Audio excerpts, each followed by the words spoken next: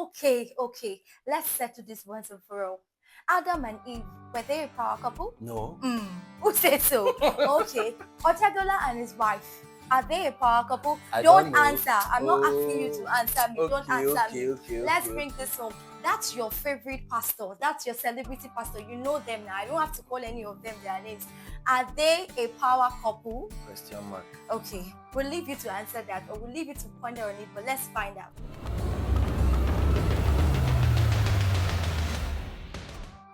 Welcome, Power Couple Nation.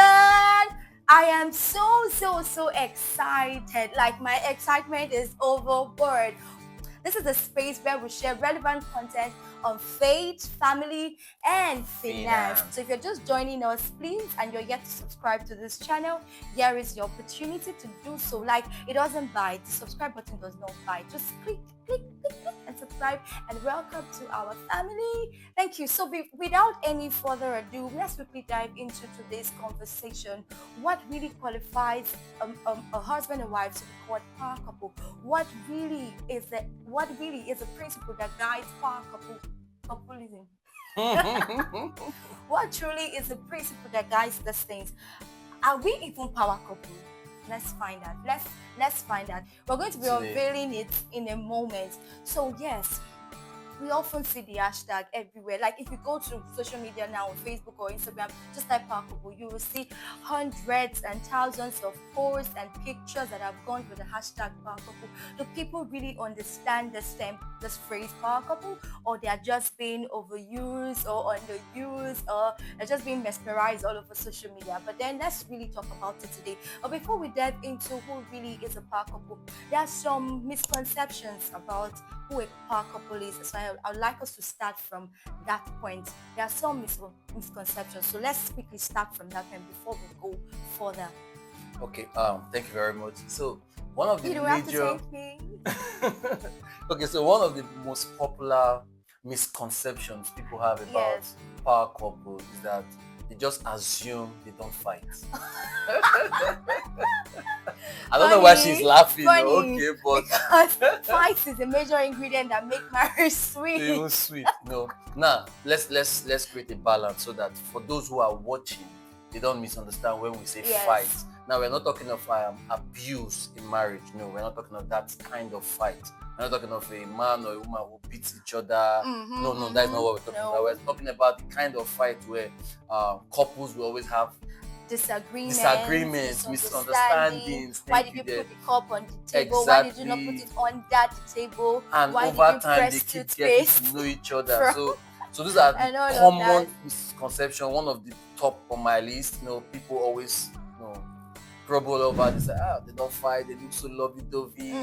Maybe because of the Instagram pictures, the videos on YouTube and TikTok, and Facebook. They just believe everything is just perfect, creamy and rosy. That is not entirely true. Now, some people have grown to master how they fight. They now understand better how they approach fighting.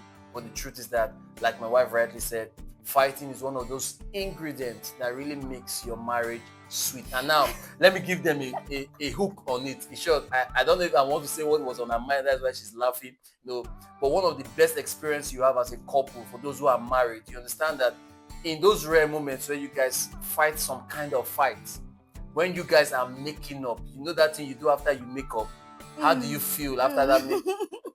I leave the rest there. So you see that some fights are not as destructive as you imagine, but they are good fights that helps your marriage to thrive. Yeah, so I was laughing because after every fight, the makeup part is the most important part for me. So yes, there's this misconception is true that power couples, they don't fight. They fight, but the most important thing to know is that they fight fairly. They fight in the sense that they don't tear each other down. They fight the situation and not themselves the problem. So they fight to address whatever situation or disagreement they are having at that time, and not fighting the marriage. Not that, why did I even marry this kind of a person and all of that. So you fight fairly, and then not to tear each other down, and also bring out a solution. You fight to bring out solution from a problem, not just fight and then you leave it and you think the problem might be solved. No, I know of a couple that told us, a pastor, she's a pastor's wife, she told us that in their house, in their bedroom, as a matter of fact, there is a particular seat, they call it the conflict resolution seat. Like if anybody is angry, they just go to sit on that chair, and you know that there's a problem, there's fire on the mountain, you need to talk. So that is their own way of fighting fairly. That is their own way of understanding that yes, there's bound to be disagreement, but you are not the problem. Yeah. This is the problem, and let's trash it. So don't ever think, oh, because they are power couples, they don't fight, their marriage is pretty perfect and proper. No way. Let's not deceive ourselves. So that's one misconception. So and yes, just so that you know, we fight a lot. And so one of the most sincere things. Okay, I think she wants to say not even a lot, before, like even a lot. before Like, we came to do this video, we had small fights, no sweet. Fights. So just understand the boundaries between fight. Like I said, there's a kind of fight you shouldn't fight. Whether a man or a woman, you shouldn't be physical on your spouse. That is not the kind of fight. But once there's a disagreement, know that and then understand each other. And like she pointed out, make the issue the battle you're fighting, not yourself. Don't fight your wife. Don't pull down your wife.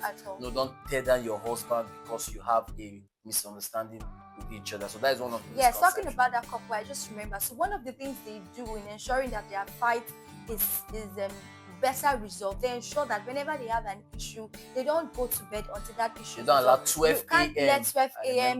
get that. to that problem. They don't let it cross over. They don't have to talk about a problem that happened today the next day. No, they ensure that they solve it. So when you're fighting or whenever there is a disagreement, you know what strategy works for you. But I think this is a very fantastic strategy. And it's hinged on the scripture because the Bible says, do not let your anger to see the sunrise. So that's, I guess that's some strategies you can also use when fighting to ensure that you solve the problem and you reach a resolution. Okay, so let's look at another misconception.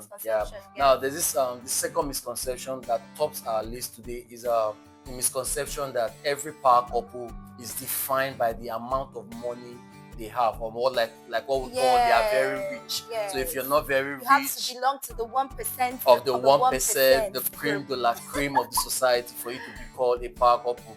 Now, I will bring a balance to that. It is not totally wrong. Let's clear that. Let's establish that truth. It is not totally wrong that money is not a key player in that narrative. But the truth is that because you are not there yet, does not disqualify you from being a power couple. Why? Because to attain certain stages in life, there are values that you must achieve first. So those are some of the things we'll be discussing with you on this podcast. Some of the values you need to acquire, some of the skills you need to have, some of the levels you need to operate at for you to even get to that strata of life where you can even be part of the 1% of the 1%. So don't totally look down on yourself or on your marriage and feel like, we should be power couple, we are not there yet. No.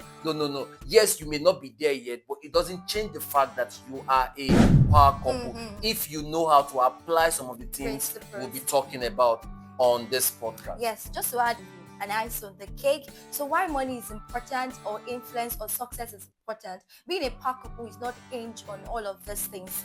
Yes, because there are some couples that they may have money but they are weak. They don't have influence but they have money. There are some other couples that they don't even have so much money as others, but once their presence is influence, they have people that once you are in any problem, you can call them. They have influence, they have connections that they can just call, make 2 or 3 calls, and they sort you out. And yes, they may not have that financial money, they may not have a lot of billions or millions in their account, but they have a personality that solves problems. They have a personality that is influential. So in other words, your personality is a key attribute of building a power couple system. And just so that before we move to the next point, there are 3 major things that makes up a person who should be identified in this movement. Let me call it a movement. Now, purpose is the first thing that defines a marriage. Purpose is the first thing that defines a marriage, not money. Money is a key ingredient, But it's just like someone who wants to make jollof rice. Do you go to the market and buy all the ingredients from the market and then you forget to buy rice? You can't make jollof rice. No. But somehow you can just play around having white rice and something. You see, so the key constituent for making your jollof rice is the rice itself. So in marriage, the most important thing, not one of it's the top on the list, it's purpose. So why are you guys even choosing to get married if you're not married? If you're married already, why did you choose to get married? Not because she's beautiful, not just because he's handsome. Those are secondary factors. But what was the key reason? And that reason must be hinged on destiny, on purpose, on fulfillment. Another factor that plays is partnership, collaboration. As couples, what are you guys collaborating on? You see, we'll flesh it out when we further this discussion. And then progress. So there must be progress from where you started from or where you met and where you're going to. So you must understand these dynamics on how to build that system. So that's why we call it the power coupulism.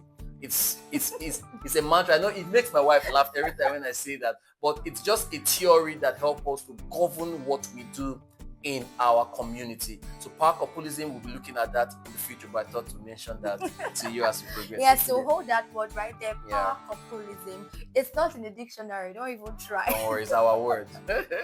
All right, so another misconception about who a power couple is that some people think that for you to be called a power couple means that you have it all figured out. You have a perfect life, a perfect finance, a perfect career, a perfect ministry. You have it all put together. Foul. The people will say ashashi lie. No, power couples, they don't have it all figured out. As a matter of fact, there are people that are vulnerable to mistakes. They understand that yes, this marriage may not be perfect. This person may not be perfect, but I know that he or she's making a conscious effort towards perfection. Even the Bible says it that be ye perfect, even as your Father in heaven is perfect. The Bible, first of all, identified our weaknesses, that sometimes we may be imperfect, but it has called us to a higher calling, saying that be ye perfect means that there must be progress. There must be a conscious effort working towards perfection. So no marriage is perfect, and power couples, they don't have it all figured out. They make mistakes and they are willing to learn.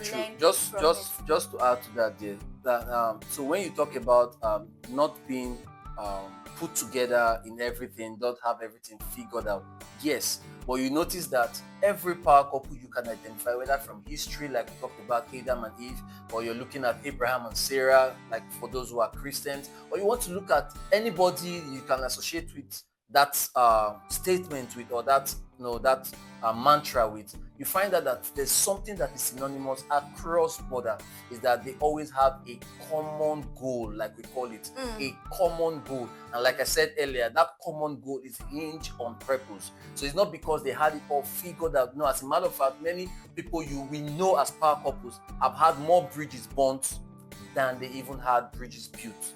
I say that again, they have more bridges burnt than they have ever had bridges built. So you always see the bridges they have built and celebrate with them, but you don't know the fingers that they have had burnt. So you must understand that also. So while it is okay to make mistakes, it is unacceptable to remain in your mistakes. So power couples make mistakes, but they learn from it, they choose to grow, and then they use that mistake as a manure, a fuel to make their marriage even better. Another misconception about power couples is that they put their marriage above everything else. Is it true? We put this marriage above everything else? Like I will always say, there's a balance to it.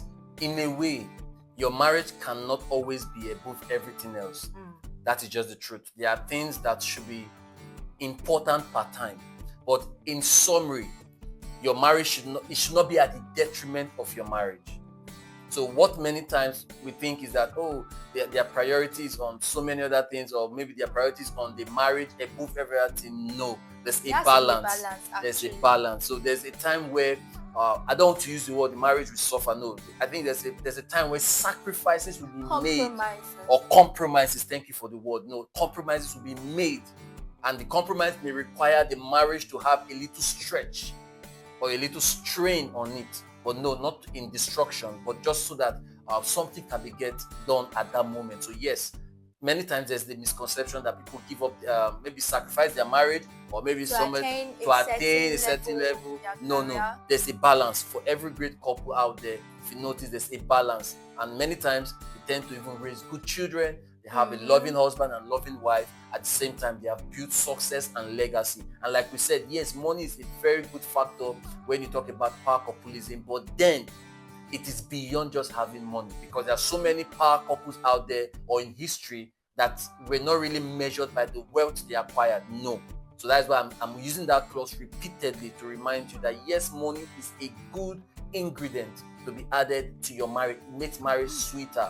Like I tell my wife, it's like love and money. It's the wings that makes marriage to fly.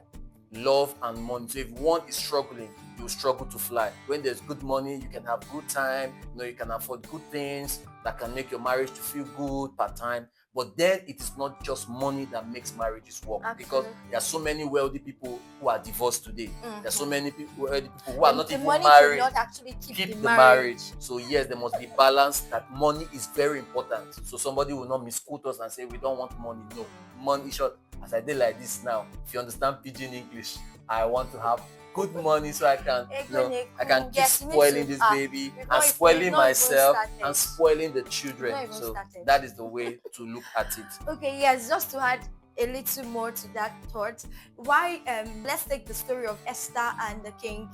What's the king that you married? King Xerxes. Thank you very much. So she had a goal, she had a purpose that was beyond that marriage. So the marriage was even a tool for her to achieve her goal. Now, don't get me wrong, I'm not saying you should marry somebody and use that union as a tool for other selfish desires. No, but my point is that marriage for Esther was kind of like a pathway to achieving her purpose. So that was why our uncle had to position her in a place where she could gain that access into the king's family for her to be able to make a request that would save her people. So thinking that power couples are people that put their marriage above everything else does not mean that you should lose your own personal identity. Putting your marriage above everything does not mean you should lose your own identity. You should be able to understand your own goal, your own personal goal, and even in that marriage, it now becomes a better platform, let me use it that way, for your goals to be achieved. Don't say, it's marriage alone, and I'm like my pastor would say that some people get into marriage to settle down. There's no way you're going to settle down. It is not a bus stop. It's not a settling place. It's not a place to go and settle. It's actually a place to work. In the real sense of it, that's actually a place to work. So my point is, while people think that power couples, they had to put their marriage above everything else, that's why they're excelling. No, it doesn't. That's not the truth. That's not the entirety of the truth. Like my husband has said, that there has to be room for balance. So like I used Esther as a case study. The marriage was important to her, but what was much more important was her purpose, which was to save our people. So yes, let's get it right. Now I always ask a question that buttresses my point on this theory I have.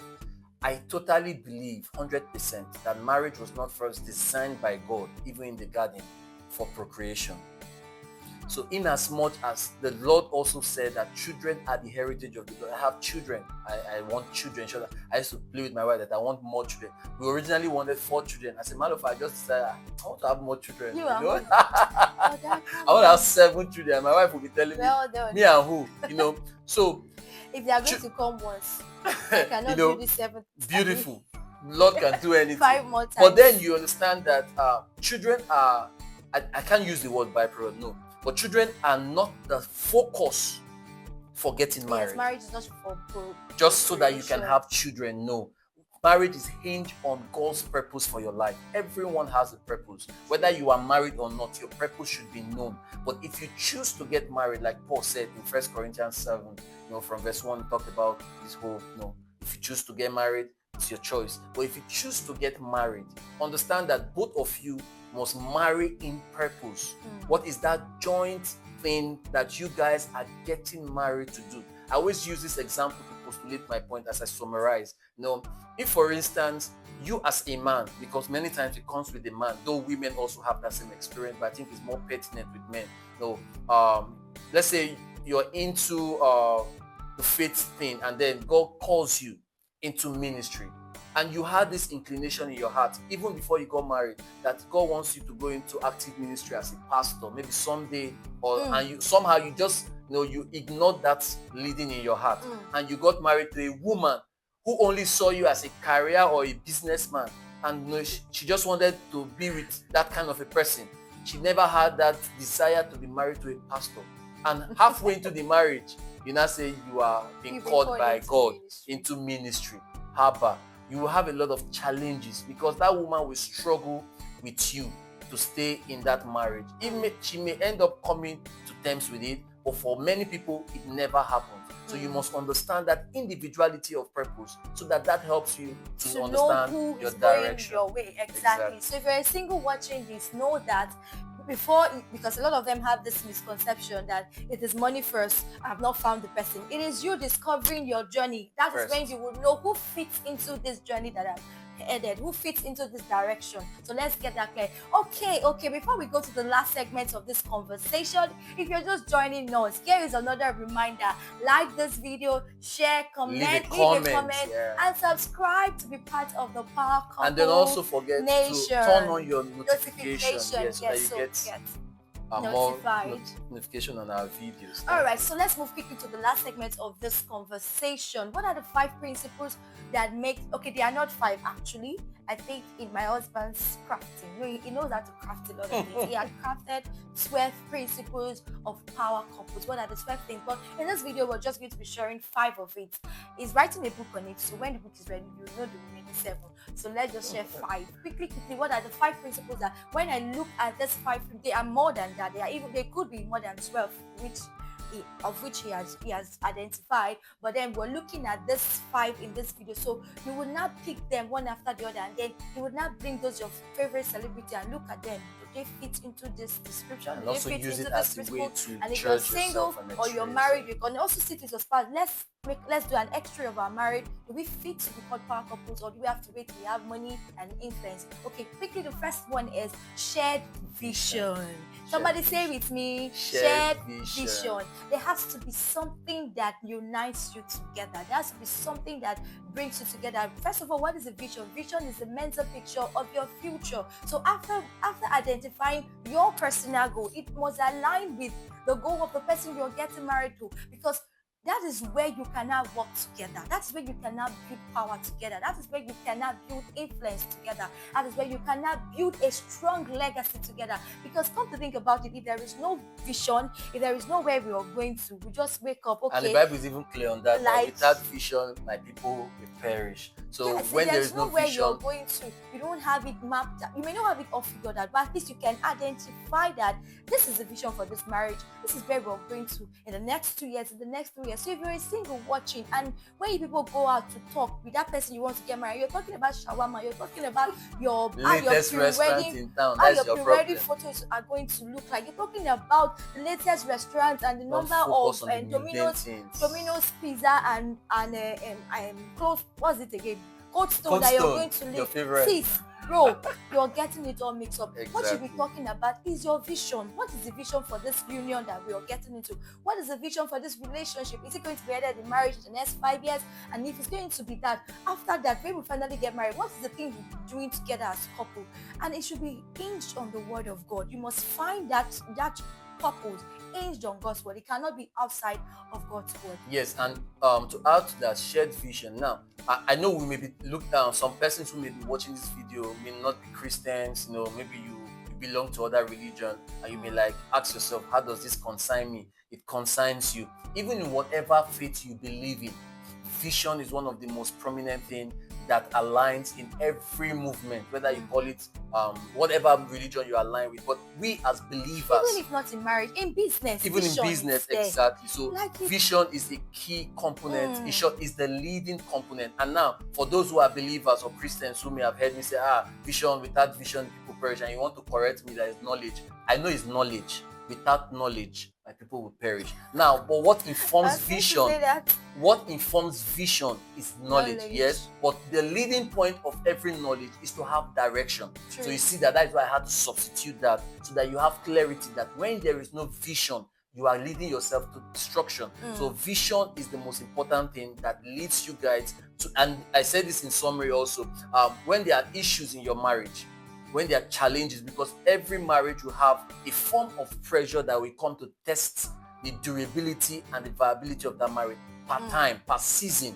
Some people say it's between 5 to 7 years. Maybe I'm already experiencing my own because my marriage is about 5 years old. You know, there will be different forms of strain. That's why I said about 5 years old. You know, so there are different forms of straining that will come on your marriage to put pressure to see if that marriage can really last. Then you will understand that vision, the shared vision, is one of the things that will make your marriage to stand, and not your individual or selfish interests that will keep it going. So let's take a Bible example. Priscilla and Aquila. There are several couples in the Bible or in the New Testament, but they stood out because they had shared vision. They worked together in building the church and also in spreading the gospel. They supported the ministry of Paul a lot, and they were mentioned. So as a couple, shared vision is, to be called a power couple, shared vision is the very first thing. My wife is a very church girl, so let me balance it with business so that for those who are not religious people, who are not actively into ministry, you also get a balance in it.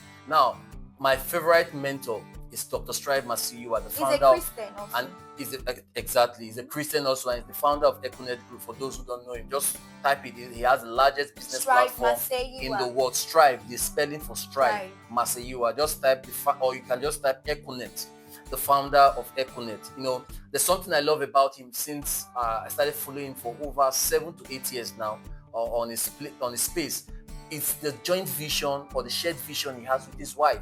Now he is actively into tech, the wife is actively into medicine, she's a doctor, but they have a place where they meet together, and that is their higher life foundation. They have a foundation where they empower. Now right now, the last time I checked, it's almost 300,000 of people have been registered and trained. I'm not saying skills, I'm talking about they went through school, maybe some of them from primary to university. Some of them have gone through masters and PhD. So you see how shared vision brings couples together. He is in tech, the wife is in medicine, but they have a shared vision that is engineering the course of their life. So you can see that they can also be a good inspiration for you to follow. Thank you. So let's move to the second one. Emotional intelligence. It is one thing to be emotionally intelligent, and it's another thing to actually show love. So power couple, there are people that they don't just love themselves, but they are invested in their partner. They care beyond the word care and beyond the word love. They learn to listen. They understand their emotions.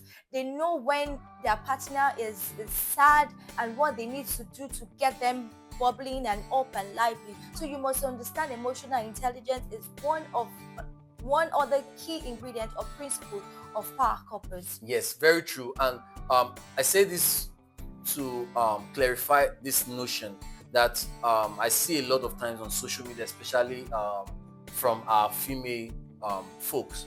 Now, I know many times that statement is made out of hurt, but it still doesn't justify it. And you start hearing things like self-care, self-love.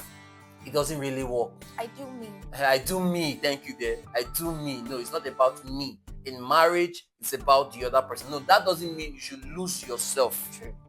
That doesn't mean you should lose yourself. But you must understand that marriage is about sacrifice. Marriage is about trying to lift the other person while the other person is trying to also lift you. So it's about two of you trying to lift each other up together. If marriage is about you, then why are you getting married? So you see that marriage is about both of you, and then it must take a toll on your love tank. It must take a greater portion of it. Like loving anymore. But it's a demand, it's a duty. Let me use that word. It's a responsibility that is put on you as a man to love your spouse, just like the Bible says, and as a woman. That word you wouldn't like to hear anymore. Why don't you like to hear? Submission. You know, but the truth is that even the Bible is balanced on that. Both parties are supposed to submit themselves one unto another. So that is for the in second emotional point. intelligence, just to add a little to that, we must understand how to handle stress, because sometimes, like I said, there are some days you don't feel like loving. There are some days that you don't even feel like being a wife or doing any of your wifely duties. So you must understand that emotional intelligence will guide you to know how to handle stress and not to respond based on your emotions but and your based feelings. on what is right to do and Beautiful. how it impacts on your marriage and how it impacts on your You must spouse. do it with Let's empathy. okay, I'll mention another Bible example. My husband said I like Bible. It's okay. Thank God I like Bible. Joseph and Mary. Remember when Mary came to tell Joseph that she was conceived of the Holy Spirit? I don't understand. Or when the Holy Spirit give you belly, I say consign me. So Joseph would have reacted. He had every reason to be upset and start abusing her. You're her, you're a this, you're a that. Even knowing that she was a virgin, he would not remember that she's actually a virgin. But based on the information he had every reason to just flash her. But he went back to God. He went back to inquire, and with wisdom he was able to emotionally, intelligently manage the situation. Okay. No, go on there. Go on. So yes, that was what I just wanted to say about being so there are sometimes that you would be faced with intense stress in a marriage, but know that it is not about how you feel, but what is right and how you impact positively on your marriage. Thirdly, okay. On this third principle, this is a top.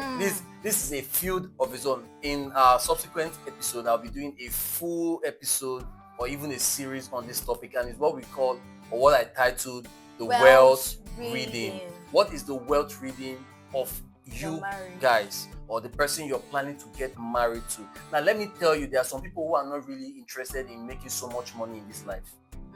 There are some people who just want to live a good life. I've seen people say that they just want to have 2 or 3 cars, just want to build my own house, be able to just travel and come back and just live train my children, and that is it. You should understand your wealth reading as a person, as an individual. If you're the very overtly ambitious person, it is not that bad. I'm a very ambitious person. As a matter of fact, there are so many things I feel like I will be doing as the time in life progresses. So you must understand where you're going to and what the narrative about your life is about, and how you guys can balance it. So if one person, for instance, is the one who wants to be forward, you must understand the role you must play to make that reading redeemic. You must make that reading redeemic. In other words, it must be interesting so that you know your role. The man can be the one who wants to go out there and make all the adventures and create the wealth. Then you know how you support him from behind. If you as a woman are the one who is the overtly ambitious or career-driven woman, and the man is just the low-key man, you understand your reading. And if both of you are overtly ambitious, like Fela Durotoye, who is the nation builder, and Tara Durotoye, who is the founder of House of Tara, the biggest cosmetic brand in Africa, you can imagine that kind of a powerful couple. Ambitious husband, ambitious wife, and they are creating a very balanced home for themselves. So that is wealth reading. You must understand how this also impact on your narrative and your purpose in life. So let's move to the fourth point. Before you move to the fourth point, I will just add, it's about financial harmony and not a financial war. So if money is good, but it shouldn't be a tool that would not break the marriage. So that is why you must understand how to manage and how to handle money. So if one of the partner is overtly ambitious and is not good, is overtly ambitious and may not have good financial sense, and you on the other hand, you have the good financial sense and financial management and financial management skills, you can now come together while this one is driven, making the money. You're the one helping to manage, helping to budget, helping to plan, helping to save.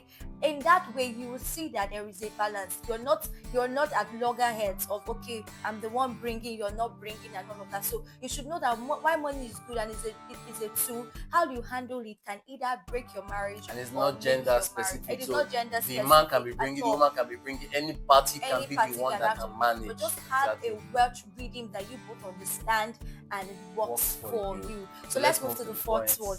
What's the next one? Number 4, complementary strength. They have complementary strengths. Yes. All right, let's hear you on that. Okay, so for complementary strength, it is just a simple notion where, as a man, you must understand your wife's weaknesses. As a woman, you must understand your husband's weaknesses. Whether you're about to get married also, you must understand the weaknesses of both parties and then understand your strengths. So in other words, you know where this person is not strong, and it's possible that that is where you find your own strength. Cover up.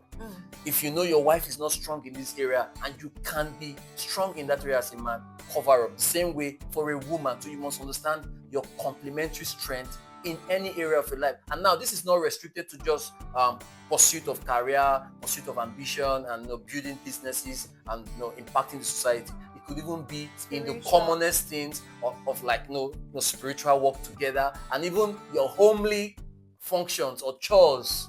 Could even be that, for instance, let me say this one, like I think I'm free enough to say about my wife. My wife can be the type that she just comes back from work, she'll just drop her shoe here, she'll just drop this one here, she'll just pull her hair here. Just go and keep your hair here.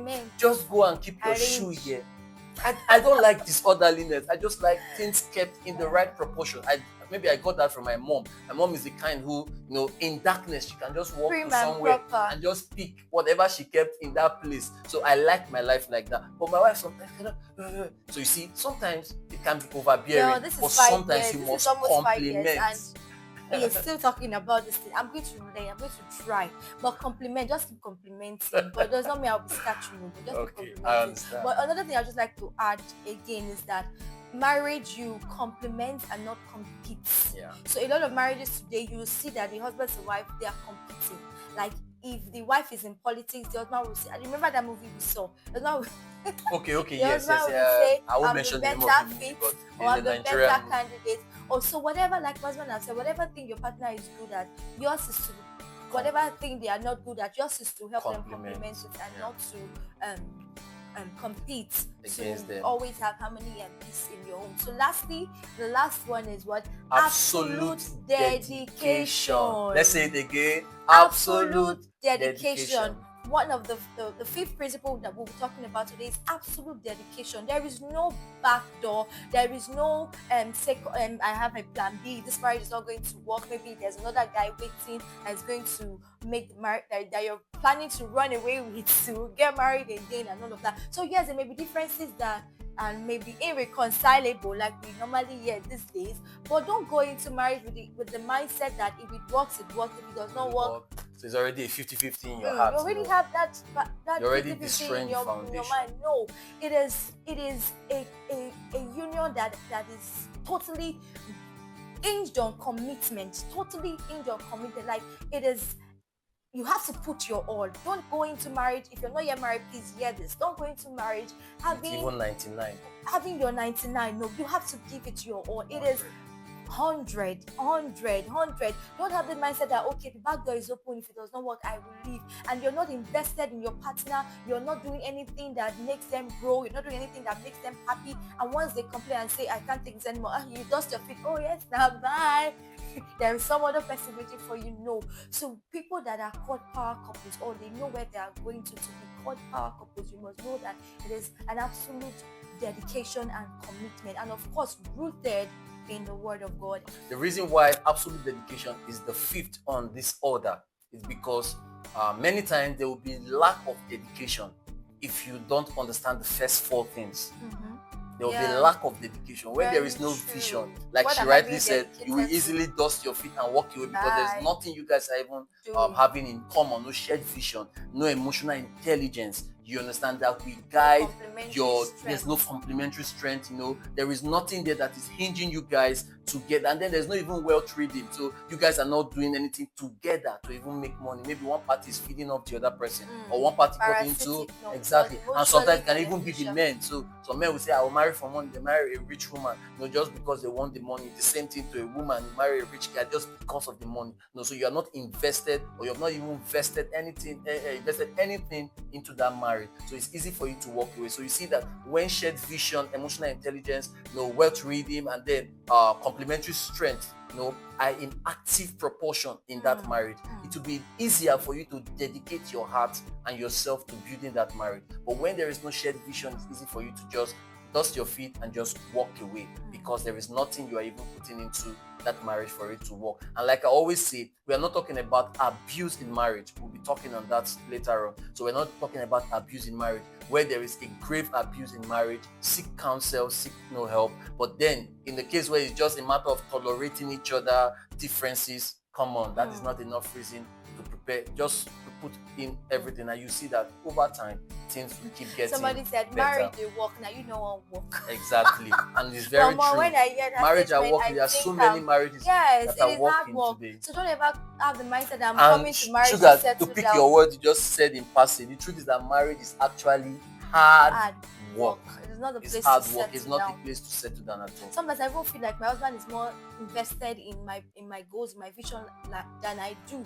I've posted on my Facebook severally how he would help me cover up in so many areas I'm lagging behind. He would tell me, you have not sang this song. You have written so many songs, you've not done anything about your movie. Sometimes we even quarrel about it and you feel like you're not even moving, you're not taking step. And I look myself, this man believe me past, I even believe myself. So he has absolutely dedicated his life for this purpose, for this woman. So it is not thinking that, okay, she's not ready, let me go and find another. Even if those thoughts may even flip through your heart, it is not something to consider. So know that you're in that marriage to make it work and to make it better and to make it prosper. And at the end of the day, your duty is to build a kingdom-driven marriage. Wow, it's been a wonderful time. Wow. So thank you for joining. If you're just joining, please, you have to rewind, go and start from the beginning. Hope you enjoyed this episode. So please, would like to give us an assignment we'd like to give us an assignment after watching this video. If you're married, do this. If you're also planning to get married, also do this. Now this is it. Sit your partner down or your partner to be, and after watching this video, you may watch it alone and you may share with him, whatever the case, and then pick out these 5 things and have a conversation. Let's have a conversation on these 5 things. What is the shared vision in this marriage? How do we manage stress, emotional intelligence, or how do we rate ourselves? How do we handle stress? How is our emotional intelligence quotient? What are we going to grade it on? The next one, complementary strength. What are the things that you have? What are the things that I have? Where am I lacking behind? Where do we need to strengthen each other? Take an example, Barack Obama and Michelle Obama. Barack was leading in politics, Michelle was leading in social impact. It should not say her because she had a thing going on in social and making social impact, and then she now wants to do politics to compete with her husband. No. So talk. What are the areas where you're complementary? Let's work on it and let's get better. What's the fourth one? Wealth reading. Wealth reading. What is our wealth reading? Are we at war when it comes to finances, or are we making progress? Can we have joint accounts? Or can we have individual we'll talk about accounts? that maybe in another episode. These are those conversations you should have. And if you're planning to get married, this is the best time to have this conversation. Please fashion all this petty talk. What people are talking about. You not buy hair for me. A very dark man that has a touch of a touch of that and a bassy. How? Please, let's stop deceiving ourselves. If you really want to get married, you have to take it serious and talk about serious marriage is serious business. Talk about serious conversations. And lastly, absolute dedication. Do an x-ray of your marriage. And also do an history of that relationship. Is this person really dedicated to me? Is this where is God in this relationship? To me? And where is God in this marriage? So God has to be in the center of all of these 5 things. You can call it Godometer. Where is God God has to be in the center of all of these 5 things. So once you've done that, tell us in the comment section which of these 5 principles stood out for you. Which one are you practicing? Which one you need to raise the bar? And also leave a comment, questions, or whatever it is you like us to talk about. And trust us, we will definitely reply to your Okay, so as we bring this to a close right now, I just want to remind you, yes, like she pointed out, there are 12 of them. I'm putting up in a book which will be launching during our anniversary in about 3 months' time. So you get to know most of them, but I feel these 5 things are a good start for you to x-ray your relationship if you're not yet married, or even if you're not even in an active relationship with anybody, whether a male or female. That could even be a better way to prepare yourself to know who you should even say yes to or who you should propose to as a man. And then for those who are married, it's not too late. Even if you've been married for 30 years, you need to look at your visions again. You need to look at your emotional intelligence quotient. You need to look at your wealth reading. Then you need to understand where you guys complement each other and where you're fighting each other instead of complementing each other. And then understand how your Godometer works. Because I feel that is what governs your dedication to your marriage. And that is us bringing this to a wrap today. Yes, and just before we go, we're going to take a mantra. Yeah. It has become the Power Couple Nation mantra, not just it, actually our That's personal our marital mantra. But we're extending it. But we're extending it with grace and love to everyone that would like to say, let's join us as we say it together.